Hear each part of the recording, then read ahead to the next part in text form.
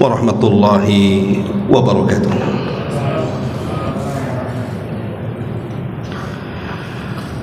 Alhamdulillah, alhamdulillahilladzi arsala rasulahu bil huda wa dinil haqq liyudhhirahu 'ala ad-dini kullihi wa kafa billahi shahida wa kafa billahi wakila. Asyhadu an la ilaha illallah wahdahu rabbi la syarika lah wa asyhadu anna Muhammadan abduhu wa rasuluhu alladzi la nabiyya ba'dah. Faqala Allah azza wa jalla fi muhkami tanzilihi ba'da a'udzu billahi minasy syaithanir rajim. Ya ayyuhalladzina amanu taqullaha haqqa tuqatih wa la tamutunna illa wa antum muslimun. Amma ba'du, ma'asyiral muslimin, hadirin dan hadirat rahimani wa rahimakumullah. Alhamdulillah, di malam hari ini setelah beberapa waktu kita lama tidak berkumpul kembali di majlis ilmu karena terhalang bulan suci Ramadan juga, maka malam ini kembali kita bisa berkumpul di taman-taman sorga sebagaimana hadis Nabi sallallahu alaihi wasallam, idza marartum bi riyadil jannati farta'u, kalau kalian lewat di taman-taman sorga, singgahlah di situ. Sahabat bertanya, wa mariyadul jannati ya Rasulullah, apa yang Anda maksud taman-taman sorga itu wahai Rasul? Maka Nabi SAW mengatakan, hilakul dzikri, orang yang berkumpul berhalakoh-halakoh dalam rangka mengingat Allah subhanahu wa ta'ala seperti majelis ilmu. Di kita sedang berada di taman-taman sorga. Tak lupa salawat dan juga salam kita hadiahkan kepada Rasul kita Nabi besar Muhammad sallallahu alaihi wa ala alihi wasallam. Pembahasan di malam hari ini kita akan membahas tentang amalan-amalan yang dianjurkan untuk dilakukan saat mendekati kematian. Amalan apa saja itu? Ma'asyiral muslimin yang dimuliakan Allah subhanahu wa ta'ala, sudah merupakan keyakinan kita kaum muslimin bahwa sesuatu yang ada awalnya pasti ada akhirnya. Karena di dunia ini tidak ada yang abadi. Karena Allah subhanahu wa ta'ala dengan tegas dalam Al-Quran mengatakan, kullu nafsin dha'iqatul maut, setiap jiwa itu pasti disentuh dengan kematian. Dan kematian itu sesuatu kepastian, bukan sebuah angan-angan. Kalau cita-cita di dunia bisa terjadi bisa tidak, tapi kalau kematian tidak bisa dicita-citakan ataupun menolak cita-cita untuk tidak mati. Maka dari sini Nabi SAW mengatakan dalam sebuah hadis, akthiru min dzikri hadhimil ladzatil maut, perbanyak oleh kalian mengingatkan akan sesuatu yang bisa menghancurkan kenikmatan kalian, bahkan memutus syahwat kalian, itulah kematian, kata Rasul. Ma'asyiral muslimin yang dimuliakan Allah subhanahu wa ta'ala, bahkan sebagian para ulama sampai memberikan nasihat, terutama orang-orang yang usianya sudah menginjak 40 tahun atau boleh jadi lebih daripada 40 tahun. Apa kata mereka? idza balagal abdu al-arba'in faqad qadha manasikal ajal wa lam yabqa illa al-inhidar ila al-watani wa idza balagal abdu sittin faqad a'dzara Allah azza wa jalla fil ajal kama qala an-nabiy sallallahu alaihi wasallam a'dzara Allah ila imri'in a'dzara Allah ila imri'in ukhira ajaluhu hatta balagha 60 sanatan. Kata ulama salaf, apabila seorang hamba sudah mencapai usia 40 tahun, berarti sudah dekatlah ajal dia, dan tidak tersisa kecuali dia harus berhati-hati bahwa dia sedang menuju kepada kematiannya. Dan apabila seorang hamba sudah sampai di usia 60 tahun, maka Allah subhanahu wa ta'ala sudah memberikan uzur kepadanya dalam ajalnya. Makanya Nabi SAW mengatakan, Allah memberikan uzur kepada seseorang yang usianya sudah sampai 60 tahun. Artinya 60 tahun itu sudah sampai kepada angka yang disabdakan Rasul, bahwa umatnya akan berkisar umurnya antara 60 sampai 70 tahun saja. Tetapi sekali lagi bahwa usia itu bukan patokan orang itu dekat dengan mati. Karena banyak juga orang-orang yang di usia 10 tahun dia mati, di 20 tahun dia mati, di 30 dia mati, dan begitu seterusnya. Karena kematian itu merupakan rahasia. Ma'asyiral muslimin yang dimuliakan Allah subhanahu wa ta'ala, makanya Nabi SAW sampai mengatakan kepada seorang sahabat namanya Tariq al-Muharibi radhiyallahu anhu. Apa kata Rasul? Ya Tariq, wahai Tariq, kata Rasul, ista'id lil mauti qabla nuzulil mauti. Persiapkan hidupmu untuk kematian sebelum datang kematian. Dari sini kita tahu bahwa banyak orang yang melalaikan kematian, padahal kematian itu kata para ulama adalah sesuatu yang sangat menakutkan. Tidak ada yang menakutkan melebihi kematian. Tapi walaupun demikian, banyak manusia melalaikan tentang kematian kan? Tentu sebabnya dua. Pertama, karena dia tidak yakin peristiwa-peristiwa yang akan terjadi setelah kematian. Dan yang kedua, karena dosa yang menumpuk dalam badannya sehingga terlalaikan mengingat dari kematian. Orang kalau tidak yakin akan peristiwa setelah kematian, pasti dia lupa dia akan mati.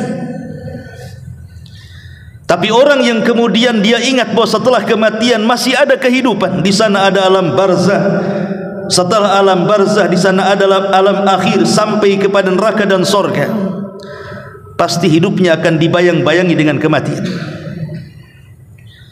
Begitu juga orang-orang yang menumpu-numpu dosa. Rata-rata orang-orang yang menumpu dosa itu lupa dengan kematiannya.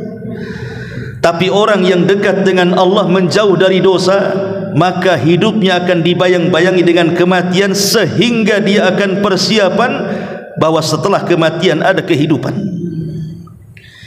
Maka kajian di malam hari ini, ikhwatu fiddin muliakan Allah azza wa jal, ada beberapa amalan yang disarankan atau dianjurkan oleh para ulama bagi orang-orang yang sudah dekat ajalnya.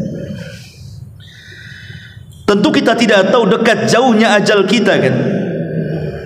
Kita tidak tahu apakah kita sudah dekat ajalnya ataupun tidak, karena memang ciri-ciri kematian yang pasti itu tidak ada. Kalau ada orang mengatakan bahwa tua itu ciri kematian, tidak bisa kita katakan seperti itu. Banyak juga anak muda yang meninggal sebelum mereka tua. Kalau ada orang sakit parah dikatakan ciri tanda mendekati kematian, belum tentu banyak orang sehat juga rupanya lebih dulu mati dibandingkan orang sakit. Tetapi maksudnya di sini adalah orang-orang yang sudah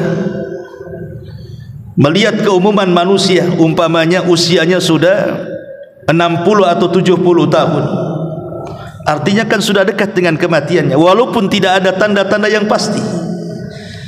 Karena Nabi SAW membatasi usia umatnya 60 sampai 70 tahun kan. Artinya kalau orang usianya sudah di atas 60 tahun berarti dia sudah dekat dengan kematian.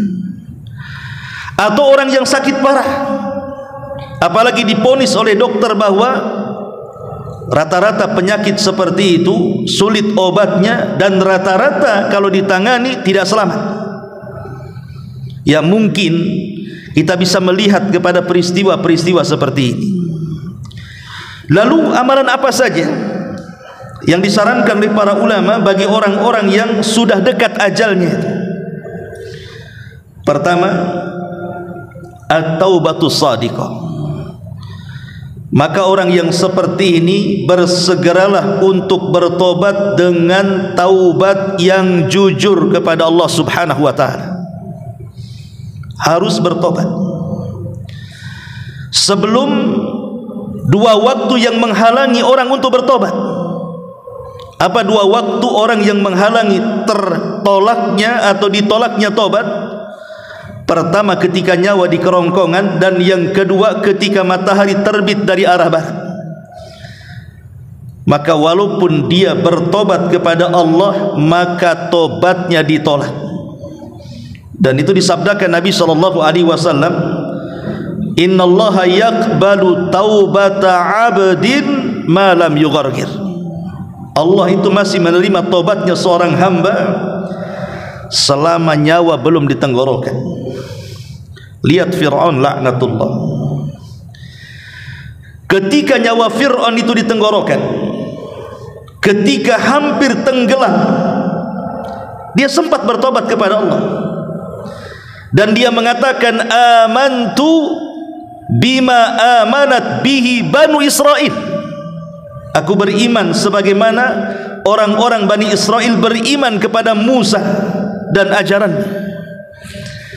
Tapi apalah gunanya Fir'aun bertobat? Karena nyawa sudah di kerongkongan kan? Tetap saja tobatnya Fir'aun ditolak. Makanya sebelum nyawa di kerongkongan, kata para ulama, bertobatlah kepada Allah Subhanahu wa taala. Karena memperbanyak tobat dengan memperbanyak istighfar kepada Allah Subhanahu wa taala adalah jalan menuju husnul khatimah. Maka orang-orang yang dekat ajalnya bersegeralah bertobat kepada Allah Subhanahu wa taala. Apa maknanya? Maknanya perbaiki yang tersisa dalam hidupnya dengan memperbanyak ibadah kepada Allah Azza wa Jal. Dengan itu mudah-mudahan Allah mengampuni dosa-dosa yang sedang dilakukannya dan dosa-dosa yang telah dilakukannya. Itulah yang dinasihatkan kepada seorang laki-laki oleh Hasan al-Basri rahimahullahu ta'ala. Ketika ada seorang laki-laki ditanya oleh Hasan al-Basri, kam umruka ya fulan, berapa usiamu wahai fulan? Maka orang ini mengatakan situna sanatan ya imam, 60 tahun wahai imam. Kata Hasan al-Basri, kalau begitu perjalananmu sudah jauh dan sudah mendekati finishnya dan sudah akan menjumpai Allah Subhanahu wa taala. Maka orang ini mengatakan inna lillahi wa inna ilaihi raji'un. Ya imam, kita semua datang dari Allah dan akan kembali kepada Allah.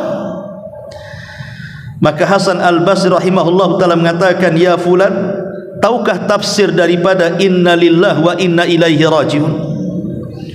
Maka orang ini mengatakan, tidak ya imam. Idzan fassir lana, kalau gitu tafsirkan apa maknanya.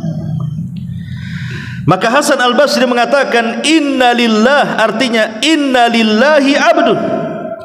Ketika kita katakan inna lillah, sesungguhnya kita datang dari Allah, maknanya kita ini datang dari Allah sebagai hamba. Kita ini hamba Allah Subhanahu wa ta'ala. Di sana ada tuannya, Allah Subhanahu wa ta'ala.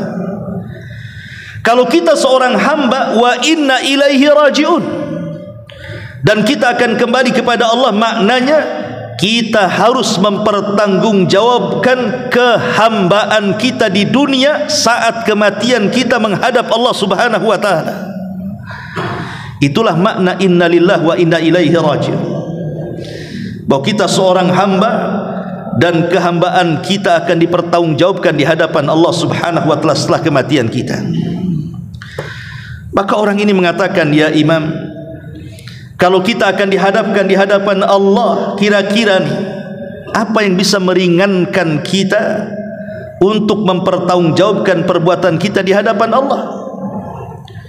Maka Imam Hasan Al-Basri mengatakan, perbaiki hidupmu yang tersisa, Allah akan ampuni dosamu yang sedang dan yang telah kau lakukan.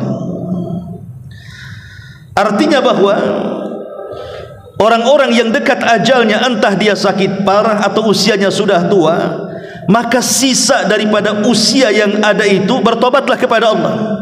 Gunakan semaksimal mungkin, gitu maksudnya, untuk kembali kepada Allah Azza wa Jalla, meningkatkan ketakwaan kita yang ketika kita sehat kita tidak lakukan, ketika sakit kita lakukan, yang ketika di masa muda kita lalaikan, ketika di masa tua kita rajinkan ibadah itu kepada Allah Azza wa Jalla. Itulah alamat tobat.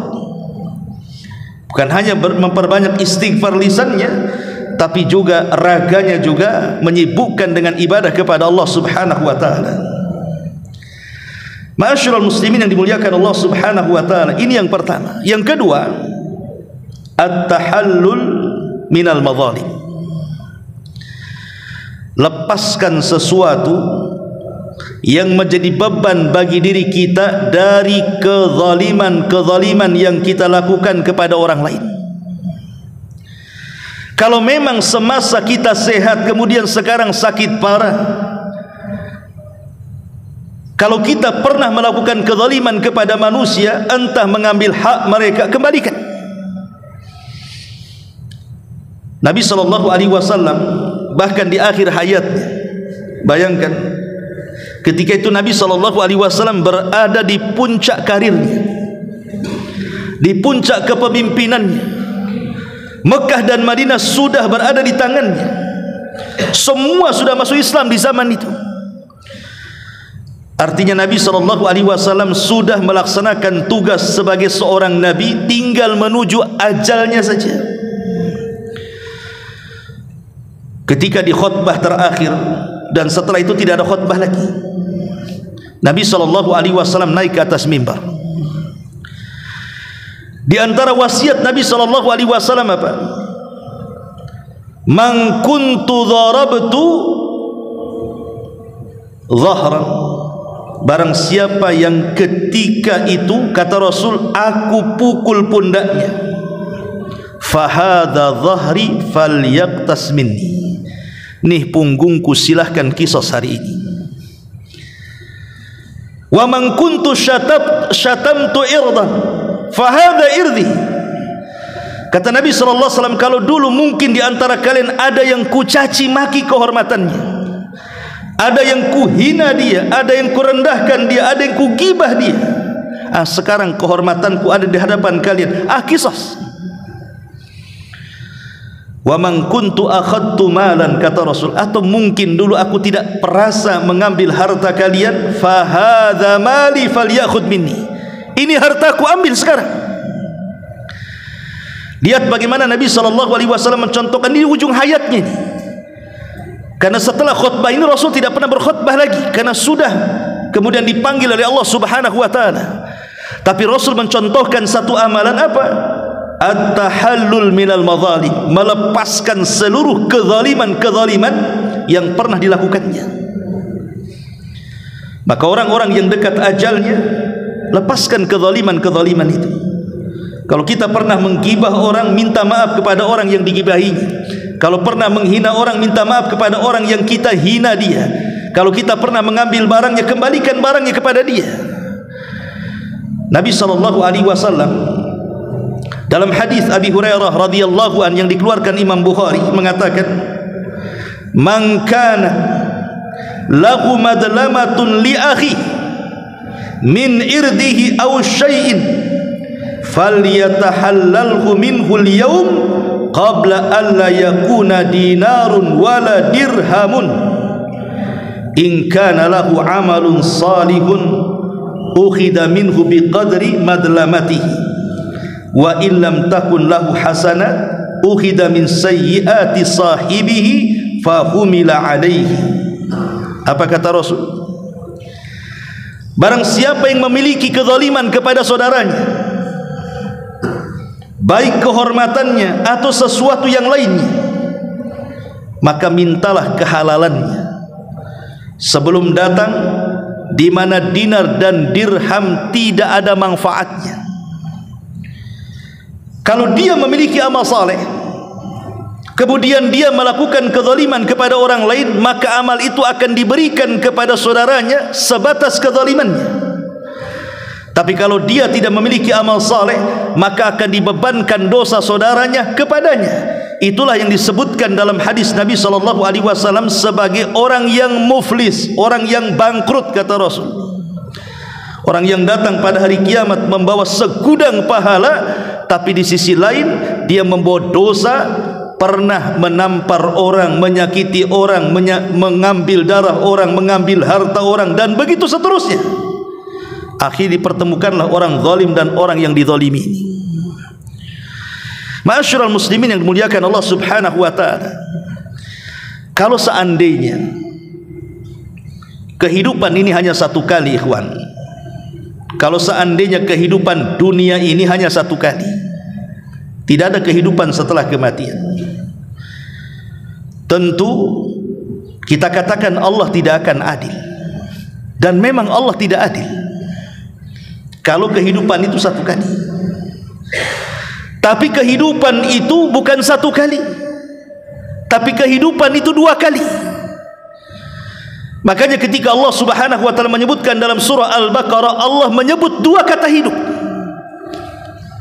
Allah Subhanahu wa taala berfirman, "Kaifa takfuruna billahi wa kuntum amwat fa ahyaakum thumma yumitukum thumma yuhyikum thumma ilaihi turja'un." Bagaimana kalian bisa kufur, kata Allah? Dulu kalian tidak ada, kemudian kami hidupkan, kata Allah. Setelah kami hidupkan, kemudian kami wafatkan, kata Allah. Setelah kami wafatkan, kemudian kami hidupkan kembali, kata Allah. Dan kepada Allah lah kalian dikembalikan. Dalam ayat ini Allah menyebut dua kata hidup. Kehidupan pertama tentu kehidupan dunia, dan kehidupan kedua tentu kehidupan akhirat. Kalau tidak ada kehidupan akhirat, hanya ada kehidupan dunia, kita katakan bahwa Allah tidak pernah adil selamanya. Tapi Allah Subhanahu wa taala Maha Adil. Manusia di dunia itu kan macam-macam ya. Ada orang jahat, ada orang baik. Ada orang zalim, ada orang yang dizalimi. Ada orang yang membunuh, ada orang yang dibunuh. Ada orang yang menyakiti dan ada orang tersakiti. Ada orang mengambil harta dan ada orang yang terambil hartanya, dan begitu seterusnya. Lah kalau kehidupan hanya satu kali, bagaimana nasib orang-orang yang dizalimi? Bagaimana nasib orang-orang yang dibunuh? Bagaimana orang-orang nasib yang dicaci, yang dimaki, yang digibah, yang dihina, yang diambil hartanya, dan begitu seterusnya. Makanya kehidupan itu ada dua, supaya ada keadilan. Karena di dunia ini banyak kantor-kantor pengadilan, tapi banyak yang tidak mendapatkan keadilan. Kalau anda mencari pengadilan banyak di dunia, tapi apakah anda mendapatkan keadilan? Belum tentu. Yang sesuai dengan syariat Islam saja, sering saya katakan, terkadang tidak memuaskan soal keadilan. Anggaplah hukum di Indonesia ini menggunakan syariat Islam. Contoh umpamanya, ada orang jahat membunuh orang baik. Ada preman membunuh ustadz umpamanya. Ustadz ini banyak santrinya. Akhirnya kemudian dikisaslah si preman ini karena dia sudah membunuh ustaz, dia pun dibunuh. Apakah dengan cara dibunuh preman yang sudah membunuh ustaz itu sudah mendapatkan keadilan? Belum. Kenapa saya katakan belum? Karena ustaz ini banyak santrinya. Dengan tidak ada ustaz, tidak ada yang membimbing santrinya. Bagi santri tidak ada keadilan ini. Kalau preman membunuh preman, bolehlah kan begitu. Tapi yang dibunuh ini orang baik, disayang keluarganya, disayang masyarakatnya. Walaupun yang membunuh sudah dibunuh, tidak mencapai keadilan yang hakiki. Makanya kisah ini walaupun sudah terjadi di dunia, akan diulang lagi di akhirat. Anggaplah orang yang membunuh sudah dibunuh nih di dunia, Allah ulang kisahnya kelak di kantor, supaya betul-betul mendapatkan keadilan 100%, sehingga ketika masuk ke dalam surga, Allah subhanahu wa ta'ala katakan, wa naza'na ma fi sudurihim min ghillin ikhwana. Kami cabut dalam dada-dada kaum muslimin ataupun orang-orang yang masuk ke dalam surga itu, sudah tidak ada ghil, tidak ada lagi perasaan-perasaan merasa kurang adil, tidak lagi ada perasaan merasa kurang dan ini dan itu. Betul-betul murni, hatinya bersih seperti satu hati. Ma'asyiral muslimin yang dimuliakan Allah, dari sinilah maka penting sebelum orang itu mendekati ajalnya, maka amalan yang kedua, at-tahallul minal madzalim. Lepaskan kezaliman-kezaliman itu. Minta maaf kepada orang yang kita zalimi, kembalikan hak mereka. Ini yang kedua. Yang ketiga, al-wasiyah. Berwasiat kepada orang-orang terdekat kita. Di dalam Al-Quran surah Al-Baqarah ayat 180 Allah mengatakan, kutiba alaikum idza hadara ahadakumul mautu in taraka khairanil wasiyah. Diwajibkan kepada kalian apabila salah seorang di antara kalian datang kematiannya, hendaklah dia meninggalkan wasiat kepada orang terdekatnya. Umar bin Abdul Aziz, seorang khalifah, dan dikenal keadilannya, dikenal kepemimpinannya. 2 tahun dia berkuasa, tidak ada orang miskin di zamannya. Sampai-sampai orang mengira Umar bin Abdul Aziz itu adalah Imam Mahdi yang disabdakan Nabi SAW akan muncul di akhir zaman. Tapi pendapat yang mengatakan Umar bin Abdul Aziz Imam Mahdi tentu pendapat marjuh, tidak kuat. Tapi sampai ulama ada yang mengatakan seperti itu, saking adilnya. Saat Umar bin Abdul Aziz rahimahullahu ta'ala menjelang ajalnya, dia kumpulkan anak-anaknya. Subhanallah, orang nomor 1, dia tidak mewariskan harta kepada anak-anaknya. Hartanya semua disedekahkan. Yang ia wariskan kepada anaknya adalah wasiat. Apa wasiat yang diwasiatkan Umar bin Abdul Aziz kepada anak-anaknya? Dia hanya meminta kepada anak-anaknya untuk bertakwa kepada Allah subhanahu wa ta'ala. Hanya kalimat takwa. Tapi kalimat takwa apabila didengar oleh ulama salaf, kalimat ini menggetarkan jiwa-jiwa mereka. Beda dengan kita. Setiap Jumat bahkan rukun khutbah itu adalah memperingatkan seorang khatib di mimbar-mimbar Jumat untuk mengingatkan ketakwaan di hari Jumat kan. Itu rukun Jumat. Tapi berapa banyak orang-orang yang diingatkan setiap Jumat dengan takwa, ketika keluar habis Jumatan tidak menambah pun ketakwaan itu. Tetap saja habis Jumatan, yang korupsi ya korupsi, yang curang ya curang, yang gibah ya gibah, yang dusta ya dusta, dan begitu seterusnya. Seolah-olah Jumat itu hanya berlalu begitu saja, sama dengan hari-hari yang lainnya, hanya rutinitas datang setiap Jumat mendengarkan khutbah, entah dengar entah tidur. Karena kalimat takwa pada hari ini tidak berasa sama sekali. Tapi orang dulu kalau mendengar kalimat takwa itu luar biasa. Makanya Umar bin Khattab radhiyallahu anhu satu hari berjalan bersama pembantunya Aslam ke pasar. Tiba-tiba kemudian menjumpai seorang nenek tua. Nenek tua ini memanggil bukan dengan sebutan Amirul Mukminin, padahal dia Amirul Mukminin.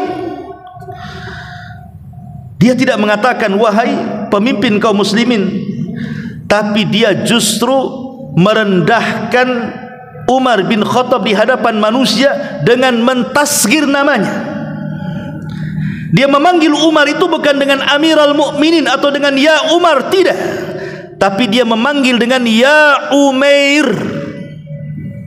Dalam bahasa Arab, Umair itu ismu tasghir namanya, nama yang menunjukkan merendahkan.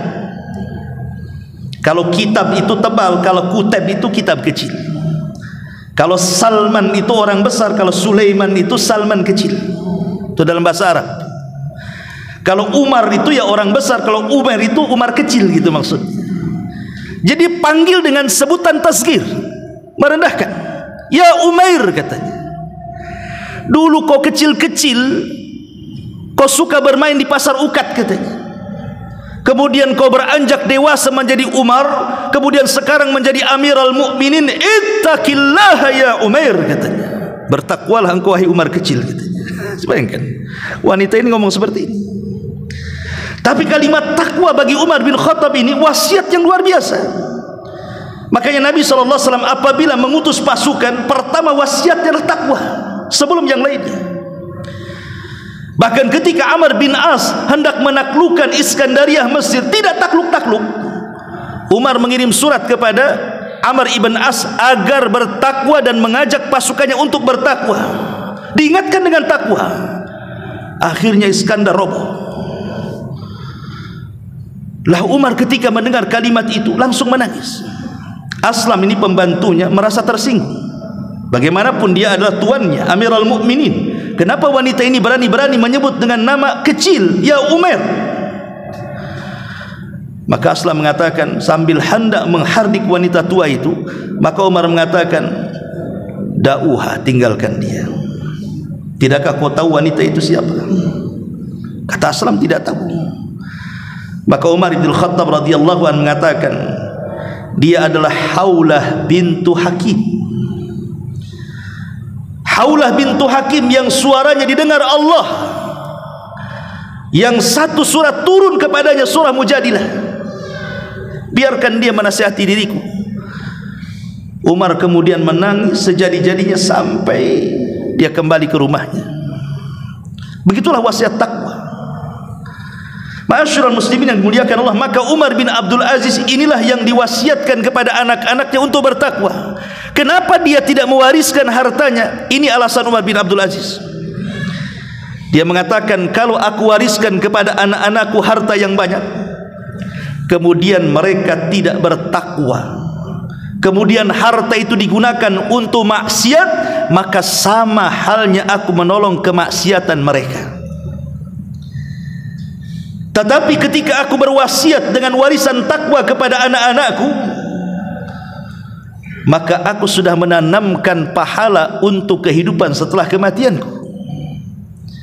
Ma'asyiral muslimin yang dimuliakan Allah Azza wa Jalla, maka orang-orang yang sudah dekat ajalnya atau sudah merasa dekat ajalnya, berwasiatlah dengan wasiat yang baik kepada keluarganya. Bahkan dalam sebuah hadis sampai-sampai Abdullah ibn Umar radhiyallahu anhuma ketika mendengar hadis ma haqqum ri'im muslim lahu syai'un yusi fihi yabitu lailataini illa wa wasiyatuhu maktubatun indahu, tidaklah seorang muslim, tidaklah hak seorang muslim, tidak boleh dalam 2 malam berturut-turut kecuali wasiatnya sudah termaktub di sisinya. Apa kata Abdullah ibn Umar radhiyallahu anhuma setelah mendengar hadis ini dari Rasul? Maka setiap malam aku wasiatkan untuk keluargaku, kutulis tu wasiat itu untuk keluargaku dan kuletakkan di bawah bantalku. Maka orang-orang yang mungkin sakit parah atau usianya sudah tua, tulislah yang baik-baik untuk keluarga. Simpan tulisan itu sebagai wasiat. Entah meminta kepada keluarganya untuk bertakwa, untuk sholat, jangan tinggalkan sholat, untuk mengaji, untuk hadir di majelis taklim, pokoknya yang baik-baik aja lah. Karena wasiat ini terkadang ikhwatu fiddin itu asarnya kuat kepada ahli waris. Kan banyak ahli waris itu kalau tidak melaksanakan wasiat orang tuanya takut kualat tuh biasanya. Aduh, orang tua saya berwasiat nih, belum saya bisa pula melaksanakan wasiat orang tua, gimana ini? Kadang-kadang ada anak yang panik gara-gara tidak bisa melaksanakan wasiat orang tuanya kan. Dan betapa banyak anak-anak yang nakal akhirnya sadar setelah meninggal orang tuanya ketika mendengar wasiatnya, itu wasiat yang baik-baik itu. Makanya yang ketiga ini penting menjelang ajal. Maka amalan yang ketiga adalah berwasiatlah dengan wasiat kebaikan. Ini yang ketiga. Kemudian yang keempat, qadha'ud dain. Kalau kita punya hutang, bayar hutang kita. Karena sehebat-hebatnya manusia saat kematian siapa? Orang yang mati syahid. Tidak ada manusia yang ketika mati pasti merasakan sakaratul maut. Tidak ada manusia yang tidak merasakan sakaratul maut, kecuali orang yang mati syahid. Dia tidak merasakan apapun. Tetapi walaupun demikian, Nabi SAW sampai mengatakan, yughfaru lisyahidi kullu dzambin illa dain. Dosa-dosa orang yang mati syahid akan diampuni kecuali kalau dia punya hutang. Subhanallah. Orang yang mati syahid itu pahalanya masuk surga tanpa hisab dan azab. Direct dia masuk surga. Tapi ternyata orang yang mati syahid yang keutamaannya luar biasa, yang Rasul katakan sanamul Islam, puncak daripada Islam, dosanya tertahan dengan hutangnya. Itu yang mati syahid. Macam mana orang yang tidak mati syahid mati karena penyakit? Makanya orang-orang yang sudah dekat ajalnya ingat-ingat apakah dia punya hutang atau tidak. Kalau punya hutang, bicara sama keluarganya, tolong lunas. Katakan saya punya uang, ambillah uang saya, lunasi hutang-hutang saya. Dan ahli waris juga ketika mendengar bahwa orang yang meninggal itu punya hutang, sebelum harta dibagikan maka wajib dibayarkan hutang-hutangnya dari harta orang yang mati. Catatannya, dari harta orang yang mati. Karena begini ikhwan, ada orang yang mati itu meninggalkan hutang banyak. Pamannya ada orang mati meninggalkan hutang 1 miliar. Sementara anak-anaknya orang miskin.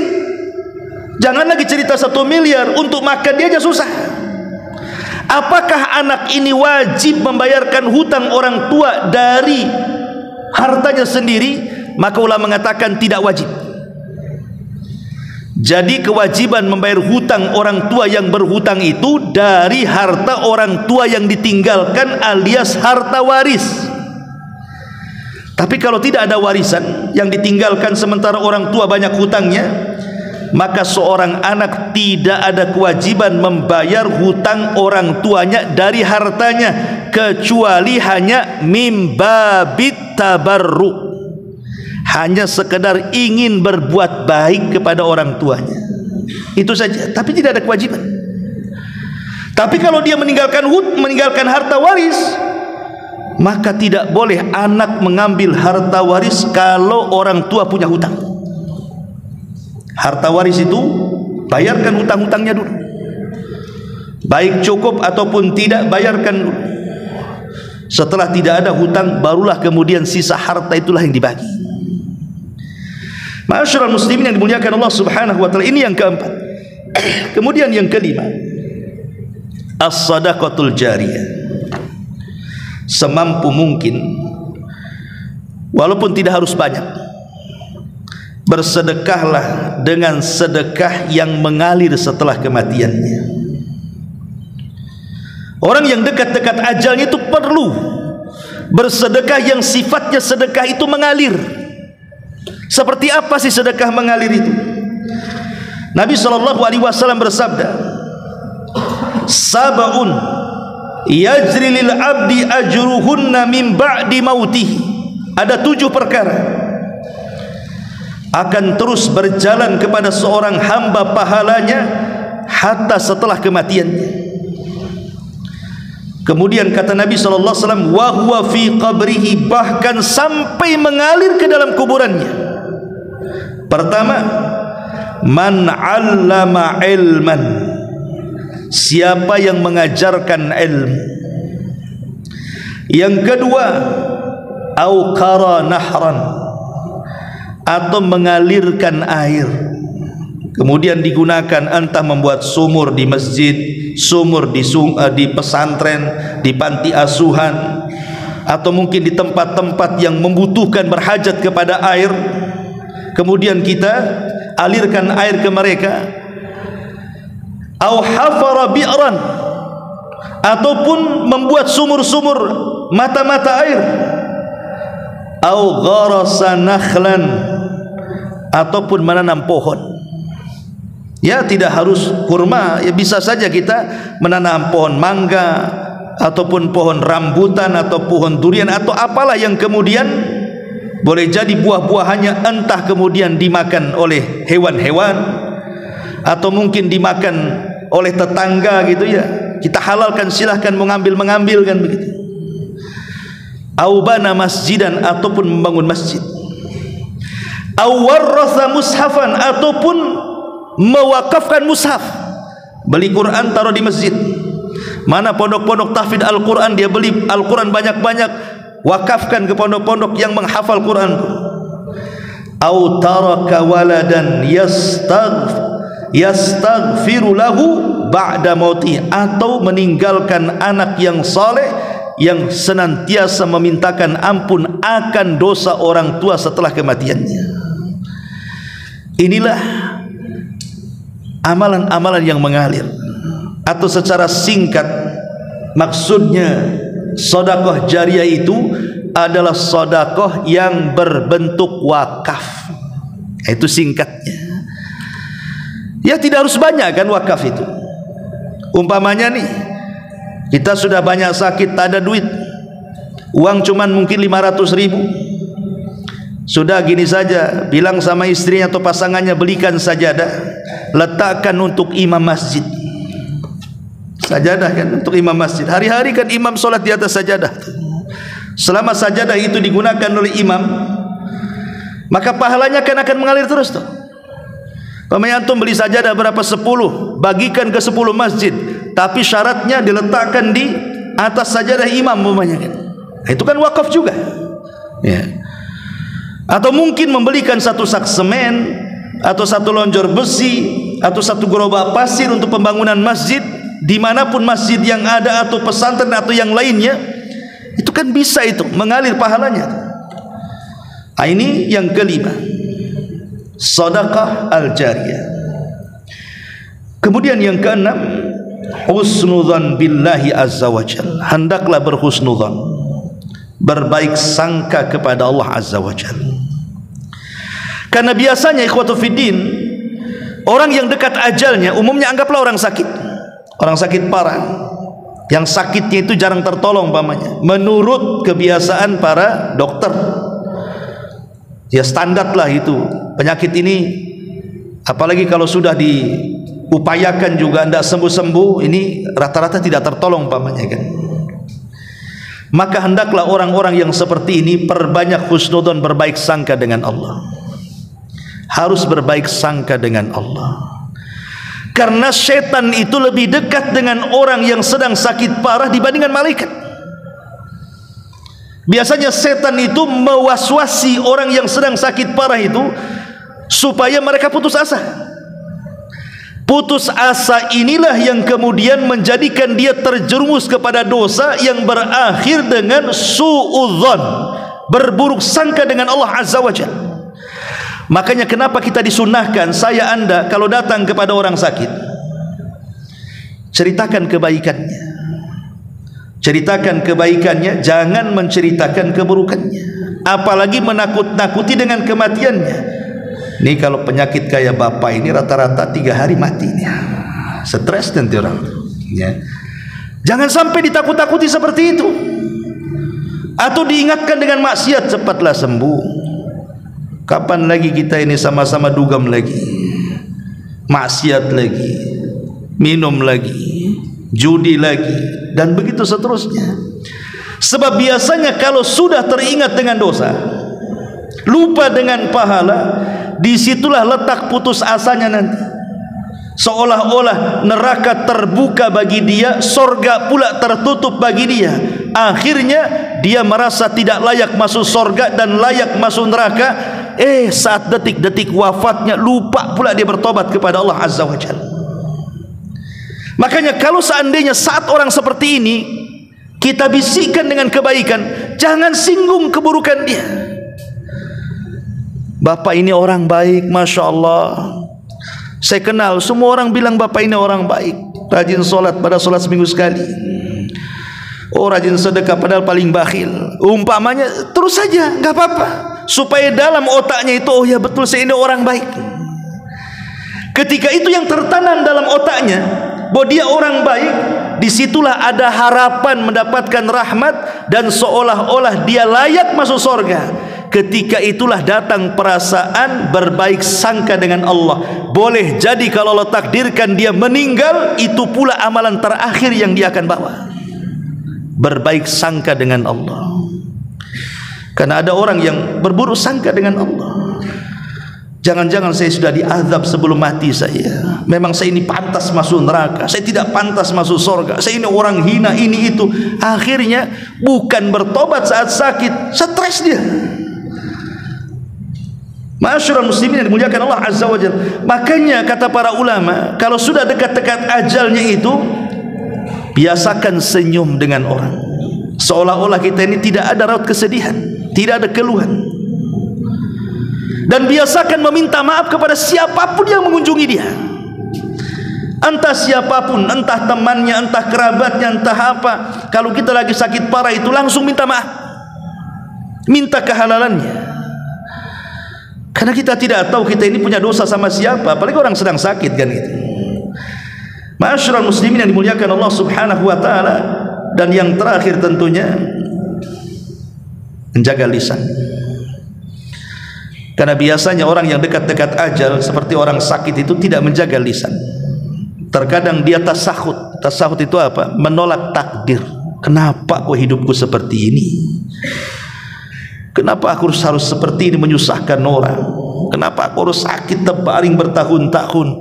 Setan terus membisikkan di situ. Akhirnya kemudian menolak takdir kan. Imam Ahmad sudah saya ceritakan. Imam Ahmad ini ketika sakit parah yang mengakibatkan kematiannya, dia sempat mengeruh. Namanya orang sakit ya biasa kita katakan aduh, kan biasa orang sakit ngomong begitu. Namanya sakit harus ngomong apa lagi? Ya paling rendah mengatakan aduh lah. Lah Imam Ahmad itu mengucapkan kalimat aduh. Jadi murid di sampingnya mengatakan, ya Imam, innal anin kalimatun wal kalimatu tuktab.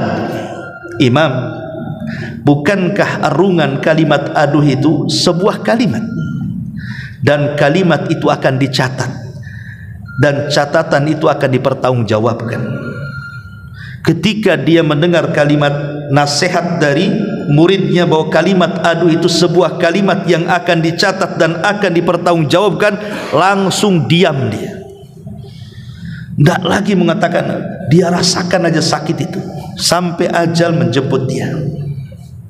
Sampai kalimat aduh saja Imam Ahmad diam, karena takut itu sebuah kalimat yang kalimat itu akan dicatat, dan yang dicatat itu akan dipertanggungjawabkan di hadapan Allah. Karena kan yang namanya kalimat itu ada yang mengandung dosa 100%, ada yang mengandung pahala 100%, ada yang tidak mengandung dosa dan tidak pula mengandung pahala. Itulah kalimat. Tapi tiga-tiganya akan dicatat. Baik yang mengandung pahala 100% akan dicatat oleh malaikat raqib dan atid. Baik yang mengandung pahala 100% akan dicatat malaikat raqib dan atid, ataupun yang tidak mengandung dua-duanya tetap dicatat. sebagai bentuk tugas seorang malaikat raqib dan atid, mencatat segalanya. Ma yalfidu min qaulin illa ladaihi raqibun atid. Tidak ada satu lafaz pun kecuali dicatat oleh raqib dan atid.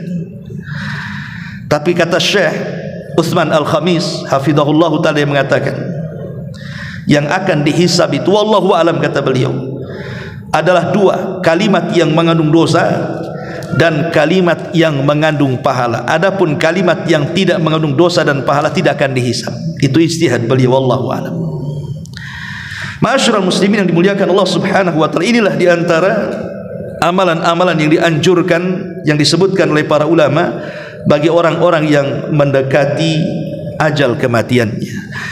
Wallahu alam. Sampai di sini ikhwatu fillah dimuliakan Allah azza wajal, mudah-mudahan ada manfaatnya. Akhirul kalam, subhanakallah bihamdika asyhadu an la ilaha illa anta astaghfiruka wa atubu ilaik.